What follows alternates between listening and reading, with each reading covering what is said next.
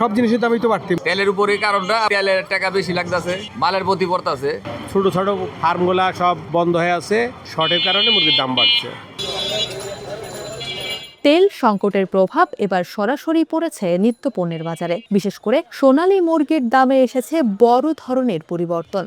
রাজধানী সহ দেশের বিভিন্ন বাজারে কয়েকদিন আগেও যে মুরগি বিক্রি হতো ৩৫০ থেকে ৩৬০ টাকায়, এখন সেই একই মুরগি কিনতে হচ্ছে ৪০০ থেকে ৪২০ টাকা পর্যন্ত, অর্থাৎ কেজিতে বেড়েছে ৪০ থেকে ৫০ টাকা। হঠাৎ এমন মূল্য বৃদ্ধিতে চাপে পড়েছেন সাধারণ ক্রেতারা।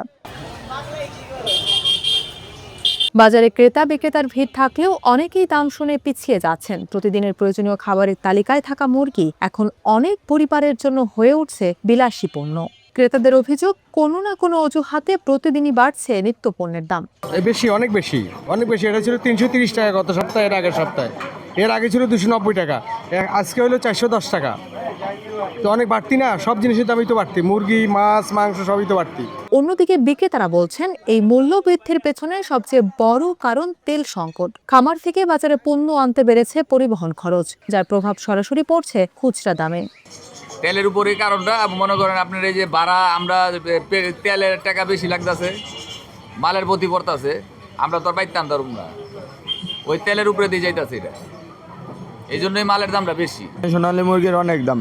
যেমন আগে দাম ছিল আপনার, নির্বাচনে কয়েকদিন আগে দাম ছিল আপনার, যে মুরগি ২৫০ ২২০ ৩০ টাকা করে ছিল, ওই মুরগি এখন কীভাবে খাবে মানুষ? এখন ৪২০ টাকা কেজি।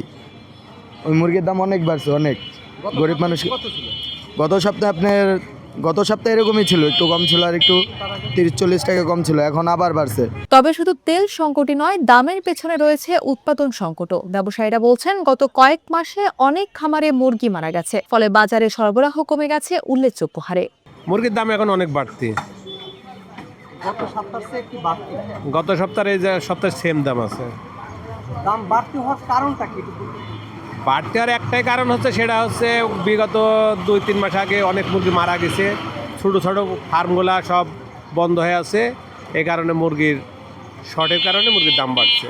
সব মিলিয়ে চাপে পড়েছে নিম্ন ও মধ্যবিত্ত পরিবার। উচ্চ দামে অনেকেই মুরগি কিনতে পারছেন না, কেউ কেউ বাধ্য হয়ে খালি হাতেই ফিরে যাচ্ছেন বাজার থেকে। নিত্যপণ্যের এমন ঊর্ধ্বগতিতে বাড়ছে সাধারণ মানুষের দুশ্চিন্তা।